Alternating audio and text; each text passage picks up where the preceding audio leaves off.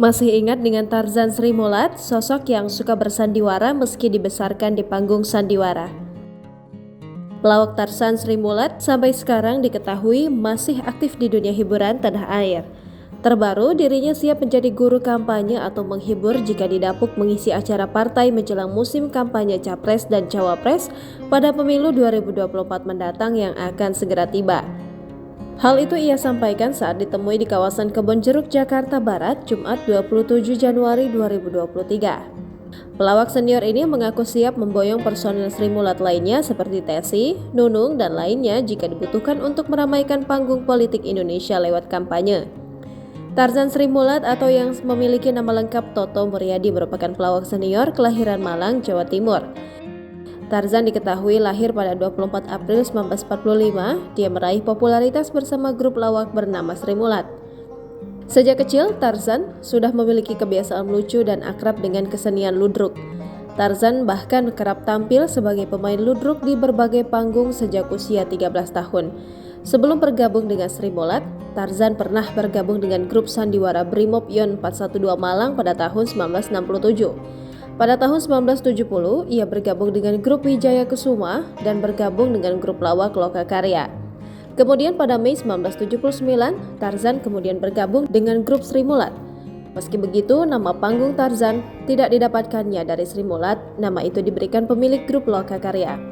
Saat itu, Amang Gunawan memintanya untuk memerankan Tarzan dalam sandiwara yang bertajuk Tarzan dan Gadis Sandera. Saat pertama kali ia memerankan Tarzan, ia belum mengetahui bahwa Tarzan adalah tokoh fiktif yang diciptakan oleh Edgar Rice Burroughs. Setelah itu nama tokoh Tarzan kemudian melekat di dirinya hingga saat ini.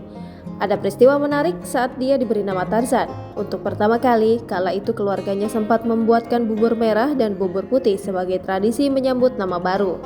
Tarzan Sri Mulat meraih kejayaan pada dekade 1980-an. Sri Mulat bahkan pernah diundang untuk tampil di hadapan Presiden Soeharto. Tumbuh di panggung sandiwara tidak membuat Tarzan menjadi pribadi yang gemar bersandiwara di kehidupan nyata. Dia ternyata mempunyai prinsip bahwa bersandiwara cukup di panggung saja. Prinsipnya itu terbukti ketika dia hendak meminang istrinya Sulistina. Tak berselang lama setelah berkenalan, Tarzan bergegas mendatangi rumah sang istri dan mengatakan niatnya untuk melamar.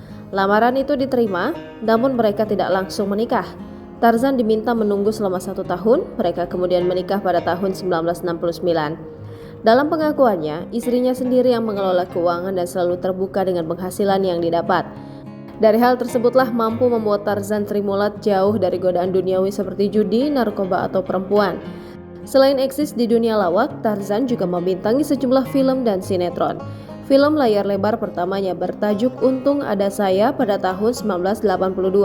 Selanjutnya, dia membintangi film bertajuk Gepeng Mencari Untung pada tahun 1983. Sepanjang karirnya di dunia peran, ia telah membintangi kurang lebih 35 film, beberapa di antaranya Wakil Rakyat 2009, Belusukan Jakarta di tahun 2016, Gila Ludro di tahun 2018.